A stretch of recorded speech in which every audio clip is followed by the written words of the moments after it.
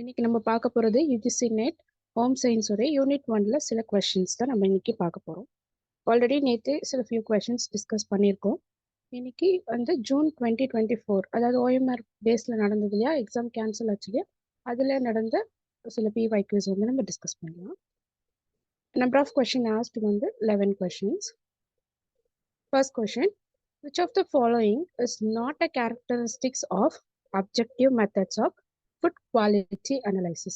Options: the result are repeatable, uniform and efficient, use of equipments to assess the quality of food, can determine consumer acceptance.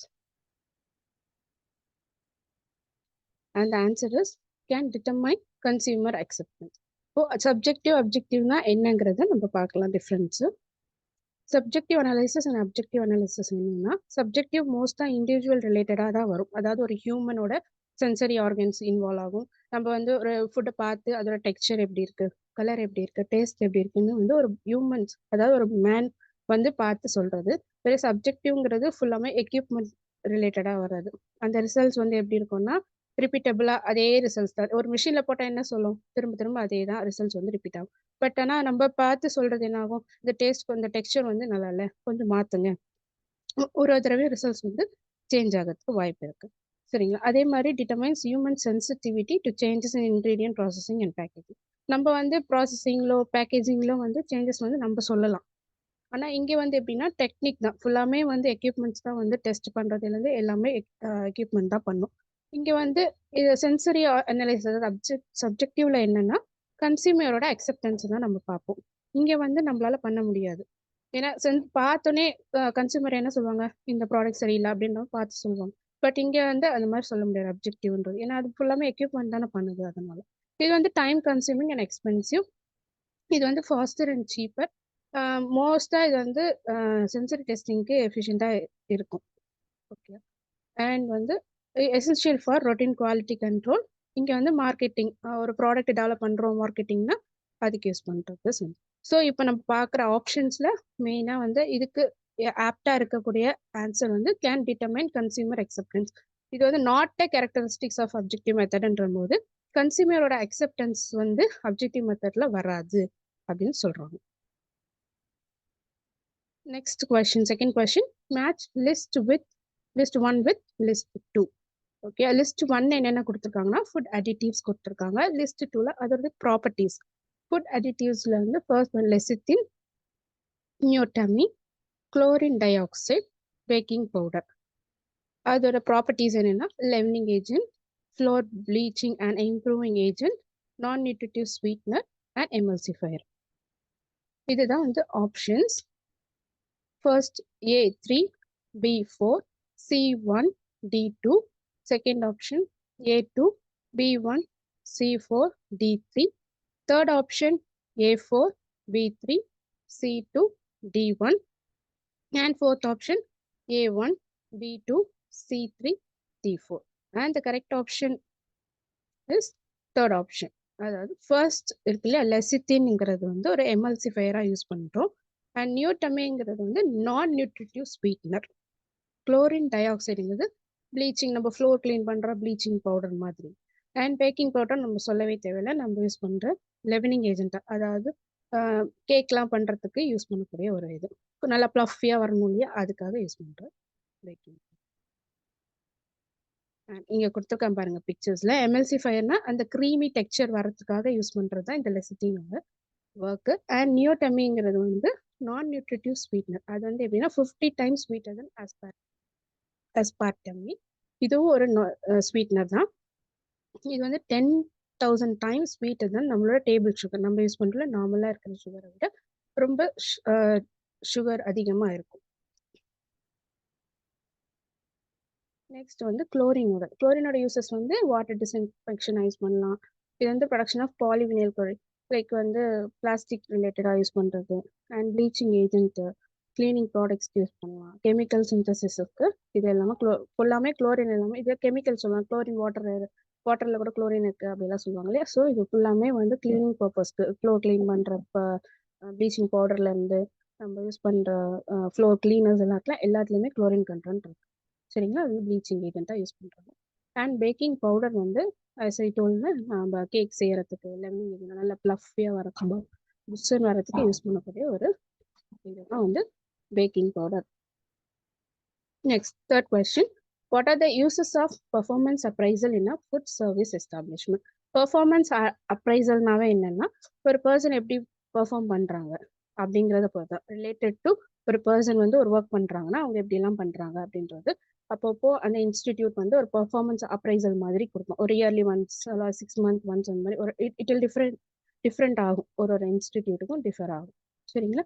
அது option வந்து to plan for the purchase of equipments, to determine job competence, to finalize the menu, to assess the need for additional training or counseling, to review the employees' progress within the organization. இப்போ இந்த இதை பாருங்களேன், இந்த ஆப்ஷன்ஸ்லேயே நம்ம கண்டுபிடிச்சலாம். Purchase of எக்யூப்மெண்ட்டுக்கும் performance அப்ரைஸ்க்கும் சம்மந்தம் இல்லை. அதே மாதிரி வந்து to assess the need for to finalize the menu இதுக்குமே சம்மந்தமே கிடையாது. ஸோ ஆப்ஷன் பார்த்தாலே தெரியுது பிடிஇ தான் கரெக்டான ஆப்ஷன். அப்போ ஆப்ஷன் 2 தான் சரியான ஆப்ஷன். சரிங்களா? பர்ஃபார்மன்ஸ் அப்ரைசல்னா என்னன்னா முதல்ல நம்ம எப்படிலாம் அவங்க வந்து இருக்கும், ஃபர்ஸ்ட் கொஞ்சம் புவரா இருப்போம், கொஞ்சம் கொஞ்சமாக தான் டெவலப் ஆகும், லாஸ்ட்ல வந்து கொஞ்சம் அவுட்ஸ்டாண்டிங் நம்மளோட பர்ஃபார்மன்ஸ் பொறுத்து தான் அவுட்ஸ்டாண்டிங்காக இருக்குமா, எந்த அளவுக்கு இருக்கும், புவரா இருக்குமா, குட்டா இருக்குமா, ஆவரேஜா இருக்குமா, அந்த மாதிரி வந்து நமக்கு வந்து ஒரு இது மாதிரி நமக்கு கொடுப்பாங்க, ஒரு ரேங்கிங் மாதிரி. ஸோ இதுதான் to determine job competence, to assess the need for additional training or counselling, to review the employees progress within the organisation. ஆர்கனைசேஷனுக்குள்ளேயே அவங்க எப்படிலாம் இருக்காங்க, எப்படி ப்ராசஸ் பண்ணுறாங்க அப்படிங்கிறத பார்ப்பாங்க. அவங்களுக்கு ஏதாவது ட்ரைனிங் தேவைப்படுதா அப்படின்ற மாதிரி. அப்புறம் பர்ஃபார்மன்ஸ் அப்ரைசல் எதுக்காகனா மெயினாக அவங்களுக்கு ஏதாவது ட்ரைனிங் தேவைப்படுதா, இல்லை கவுன்சிலிங் தேவைப்படுதா, அவங்களுக்கு ஏதாவது இம்ப்ரூவ்மெண்ட் தேவைப்படுதா அப்படின்னு பார்க்கறதுக்காக தான். ஓகேங்களா? Next fourth question, national food security act was launched in which year? இது எந்த இயர்ல வந்து லான்ச் பண்ணியிருக்காங்க? ஃபுட் செக்யூரிட்டி ஆக்ட், அதாவது நேஷனல் ஃபுட் செக்யூரிட்டி ஆக்ட் அது 2013. சரிங்களா? இந்த national food security act 2013 also right to food act aims to provide subsidized food grains to approximately 2/3 of Indians population. இது எப்போ இந்த லா வந்து சைன் பண்ணாங்கன்னா 12th September 2013 தான் சைன் பண்ணியிருக்காங்க. இது மெயினாக எதுக்காக அப்படின்னா மிட் டே மீல் ப்ரோக்ராம், அதாவது ஐசிடிஎஸ் எல்லாம் இருக்கு இல்லையா, இன்டிகிரேட்டட் சைல்டு டெவலப்மெண்ட் சர்வீசஸ், அந்த மாதிரி மெட்டர்னிட்டி அந்த மாதிரி இருக்கிற பீப்புள்ஸ்க்கு மோஸ்டாக யூஸ் பண்ணுறது. Next fifth question, the bacteria that oxidise ethyl alcohol to acetic acid and further to carbon dioxide. அதாவது ஒரு பாக்டீரியா வந்து எத்தைல் ஆல்கஹால் ஆக்சிடைஸ் பண்ணதுன்னா டு அசிட்டிக் ஆசிடா, அதுக்கப்புறம் ஃபர்தரா கார்பன் டை ஆக்சைடா மாறத்துக்கு எந்த பாக்டீரியா உதவுது அப்படின்னு பார்த்தீங்கன்னா அசிட்டோபாக்டர். ஃபர்ஸ்ட் இந்த ஆப்ஷன்ஸ் பார்த்தீங்கன்னா அசிட்டோபாக்டர், குளுக்கனோபாக்டர், என்டெரோகோக்கை, சூடோமோனாஸ் ஃப்ளோரசன்ஸ். இதுல ஃபர்ஸ்ட் ஆப்ஷன் தான் நமக்கு கரெக்டான ஆப்ஷன். இது என்னன்னா இதெல்லாம் வந்து ஸ்ட்ரெயின்ஸ் யூஸ்ட் இன் ஃபர்மெண்டேஷன். குளுக்கனோபாக்டரும் அசிட்டோபாக்டரும் வந்து ஃபர்மெண்டேஷன் பண்ணும்போது யூஸ் பண்ற ஸ்ட்ரெயின். ஸோ குளுக்கனோபாக்டர் என்ன பண்ணுன்னா வெறும் எத்தனால வந்து அசிட்டிக் ஆசிடா மட்டும்தான் கன்வெர்ட் ஆகும். பட் அசிட்டோபாக்டர் என்ன பண்ணுன்னா முதல்ல எத்தனால இருந்து அசிட்டிக் ஆசிடா கன்வெர்ட் பண்ணி ஃபர்தரா அது வந்து கார்பன் டை ஆக்சைடு வாட்டராகவும் கன்வெர்ட் ஆகும். அது வந்து gram negative rod shape bacteria. And இது வந்து ஹை ஈல்டிங் கேரக்டரிஸ்டிக், அதோட ஸ்ட்ரெயின் வந்து ஹை ஈல்ட் ஆகும். எங்கே இருக்கும்னா it is grown on Agar.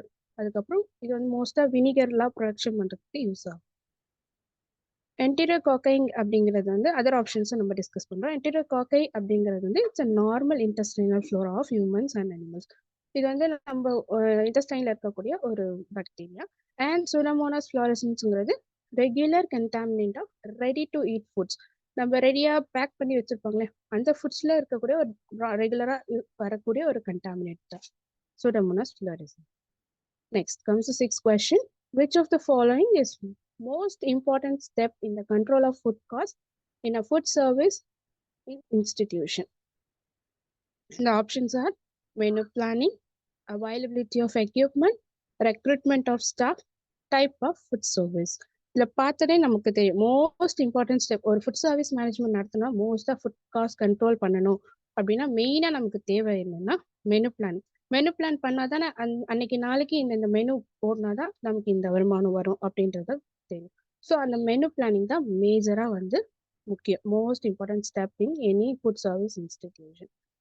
So இது என்ன, list of dishes served or available to be served at a meal. இப்போ நம்ம டின்னருக்குன்னா இது பண்ணணும், லஞ்சுக்கு இந்த மெனூஸ் அண்ட் பிரேக்ஃபாஸ்ட்க்கு இந்த மெனூஸ்னு முன்னாடியே ப்ரீ பிளான் பண்ணாதான் நம்மளால அதை வந்து அந்த நாள் ஃபுல்லாக ஒரு 1 டேவோட மெனு வந்து கரெக்டாக இம்ப்ளிமெண்ட் பண்ண முடியும். ஸோ இது வந்து ஒரு இம்பார்ட்டன்ட் மேனேஜ்மெண்ட் டூல்.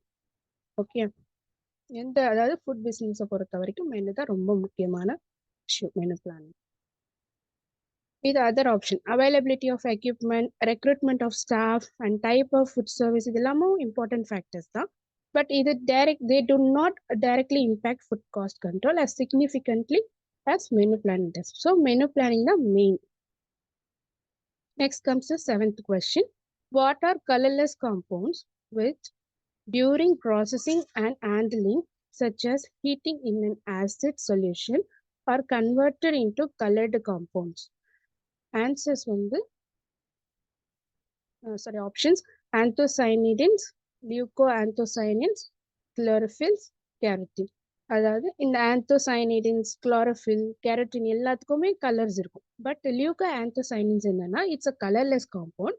அது வந்து ப்ராசஸிங்கோ ஹேண்ட்லிங்கோ பண்ணும்போது, ஃபுட் ப்ராசஸிங் அப்போ ஒரு ஆசிட் சொல்யூஷன் நம்ம அதில் ஹீட் பண்ணும் போது அதுக்கு என்ன ஆகும்னா it will convert into coloured காம்பவுண்டாக மாறிடும்.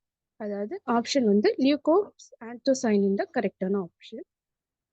இங்க பாத்தீங்க பிக்சர்ல கொடுத்துருக்கேன் இல்லையா, ஆந்தோசைனின்ஸ்ங்கிறது ரெட், ப்ளூ, பர்பிள்.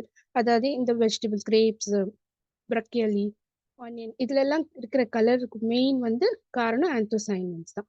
பீட்டாலியன்ஸ் வந்து பீட்ரூட், கேரோட்டினாய்ட்ஸ் வந்து கேரட், ஆரஞ்சு அந்த மாதிரி இருக்கு இல்லையா, yellow, orange, red, even tomatoes கூட கேரோட்டினாய்ட்ஸ். கிளரிஃபில்ங்கிறது வந்து green colour, it will give green colour to capsicum, broccoli, அப்புறம் கிரீன் லீஃபி வெஜிடபிள்ஸ் எல்லாத்துக்குமே இருக்கக்கூடிய கிளரிஃபில். And next comes the 8th question. All products that are fortified as per the standard laid by FSSAI are entitled to get a license or the endorsement. FSSAI வந்து இப்போ ரீசெண்டாக fortified ஃபுட்டுக்கு ஒரு simple வந்து announce பண்ணியிருக்காங்க. அது என்னன்னா option பாருங்க, A+F+N ISI +S. So answer வந்து +F தான். பார்த்ததும் தெரியும், லைக் ஃபோர்ட்டிஃபைடு அப்படின்னா அதுக்கேற்ற மாதிரி +F. இந்த மாதிரி சிம்பிள் தான் இப்போ லேட்டஸ்ட்டாக யூஸ் பண்ணிட்டு இருக்காங்க for fortified foods. Next comes the 9th question. Which of the following act came into force as back as in 1954? And the option is Prevention of Food Adulteration Act, the Standard of Weights and Measurement Act, Water Prevention and Control of Pollution Act, Environment Protection Act. இதுல எந்த option வந்து கரெக்ட்னா first option. Prevention of food adulteration act வந்து தான் 1954ல கொண்டு வந்தாங்க. And standards of weights and measurement act வந்து 1976ல கொண்டு வந்தாங்க. Water prevention and control of pollution act வந்து 1974 அண்ட் என்விரான்மெண்ட் ப்ரொடெக்ஷன் ஆக்ட் வந்து 1986ல கொண்டு வந்திருக்காங்க. இதுதான் prevention of food adulteration act. இது மெயினாக எதுக்குன்னா அடல்ட்ரேட் ஃபுட்ஸ் எல்லாம் எப்படி கண்டுபிடிக்கிறது, அண்ட் கண்டாமினேட், அதில் ஏதாவது கண்டாமினேட்ஸ் இருக்கா, மைக்ரோ டாக்ஸிகன்ஸ் ஏதாவது இருக்கா, அந்த மாதிரி கண்டுபிடிக்கிறது. மெயினாக ஃபுட்டில் ஏதாவது அடல்ட்ரேஷன் இருக்கான்னு கண்டுபிடிக்கிறது. அண்ட் மோஸ்ட்டாக இது எங்கன்னா pasteurised milk powder, infant milk ஃபுட்ஸ்லாம் நம்ம வந்து இப்போ அடல்ட்ரேஷன் இருக்கா அப்படின்னு கண்டுபிடிக்கலாம் இந்த ஆக்ட் மூலம். And next question is, arrange the following steps of food product development in ascending order. And options are prototype development, market research, assessment of quality parameters and consumer acceptability, idea generation, commercialization. And the options are first BADCE, second option EDCBA, third option ABCDE, and fourth option BDACE. And the correct option is fourth option BDACE. என்னன்னா first option என்ன அப்படின்னா idea, first option market research. அதாவது நம்ம ஒரு food product develop பண்ணுறோம், ஒரு product develop பண்ண போகிறோம்னா ஃபர்ஸ்ட் நம்ம என்ன பார்ப்போம், மார்க்கெட் ரிசர்ச். மார்க்கெட்டில் எது வந்து மோஸ்ட்டாக எந்த ப்ராடக்ட் வந்து அதிகமாக போகுது. இப்போ ஃபார் எக்ஸாம்பிள் ஒரு பிரியாணி எடுத்துக்கிறோம்னா தலப்பாக்கட்டி பிரியாணி ஃபேமஸ், அந்த மாதிரி நிறைய பிரியாணிஸ் இருக்கு இல்லையா. ஸோ அதில் எது ஃபேமஸ் அந்த மாதிரி மார்க்கெட்டில் எது வந்து ஹையாக போயிட்டுருக்கு, ஹை ரேட்டிங்கில் போயிட்டுருக்கு அப்படின்னு பார்க்கணும். அண்ட் ஐடியா ஜெனரேஷன், நம்ம ஐடியா கிரியேட் பண்ணணும். ஓகே இந்த மாதிரி போயிட்டுருக்கு, நம்ம ஒரு ஐடியா கொண்டு வரணும். அண்ட் ப்ரோட்டோடைப் டெவலப்மெண்ட், அதுலேருந்து சில இது வந்து எப்படி மாற்றம் கொண்டு வரலாம் அந்த மாதிரி ஒரு டெவலப்மெண்ட் இது பண்ணணும். அண்ட் சி வந்து assessment of quality parameters and consumer consumer இதை அக்செப்ட் பண்ணுவாங்களா அப்படிங்கிறத பார்க்கணும். அதோட குவாலிட்டி பேராமீட்டர்ஸ் எல்லாமே பார்க்கணும். அதோட தரம் அண்ட் கன்சியூமர் வந்து அதை அக்செப்ட் பண்ணுவாங்களா அப்படிங்கிற ஒரு அசஸ்மெண்ட் வந்து நம்ம பண்ணணும். அண்ட் லாஸ்ட் கமர்ஷியலைசேஷன் அப்படின்றது என்ன? கமர்ஷியலைசேஷனுங்கிறது நம்ம விற்கிறது, ப்ராடக்டை வந்து சேல் பண்ணுறது. வாட் எவர் இட் ஃபுட் ப்ராடக்ட்டுங்கிறதுனால ஃபுட்டு ரிலேட்டடாக எந்த ப்ராடக்ட்டுமே சேல் பண்ணும்போது நம்ம இந்த ஸ்டெப்ஸ் எல்லாம் ஃபாலோ பண்ணணும். இங்கே கொடுத்துருக்கேன். Food product development process first idea generation and screening, அப்புறம் market research, product specification, feasibility study and process development small and large scale and prototype development and testing. அதுக்கப்புறம் லான்ச் பண்ணணும். நம்ம இந்த ப்ராசஸ் தான் ஃபாலோ பண்ணி ஒரு ப்ராடக்டை லான்ச் பண்ணணும் food service industry. Last question, arrange the following phases of microbial growth according to the number of microorganisms in given time in increasing order. And options are phase of negative acceleration, exponential phase, lag phase, accelerated death phase, and death phase. Choose the correct answer from the given option. Okay, below. And first one, CBADE. Second option, ABCDE. Third option, CDBAE. Fourth option, BACDE. The correct option is first option, CBADE. First என்னன்னா lag phase, அதுக்கப்புறமா exponential phase, phase of negative acceleration, accelerated death phase, last death phase. இது என்னன்னா phases of ஒரு microbes எப்படி growth ஆகுது அப்படிங்கிறது. இது first lag phase. No increase in number of living bacterias. முதல்ல இன்க்ரீஸே இருக்காது, அதுக்கப்புறம் சடனாக ஒரு இன்க்ரீஸ் இருக்கும். பாக்டீரியல் செல்ஸ் வந்து கட க்ரோ ஆகும். அண்ட் தென் வந்து ஸ்டேஷனரி ஃபேஸில் கொஞ்சம் நேரம் வந்து டிவிஷன் ஆகும், மல்டிப்ளை ஆகும். அதாவது கொஞ்சமாக இருக்கிற பாக்டீரியா வந்து நிறையா டெவலப் ஆகும். லாஸ்ட்டில் வந்து ஒரு சடன் ஸ்டேஜ்க்கு மேலே எல்லாமே வந்து டெத் ஆகும். அதாவது அதுதான் வந்து death phase, last phase. 4 phases. இது வந்து மோஸ்ட்டாக வந்து பாக்டீரியா எப்படி வந்து க்ரோத் ஆகுது அப்படிங்கிறது. ஓகே, இன்னைக்கு class over. All the best for your exams guys. நல்லா பண்ணுங்க, நிறைய தண்ணி குடிங்க, நல்லா ரெஸ்ட் எடுங்க. Okay, thank you all the best.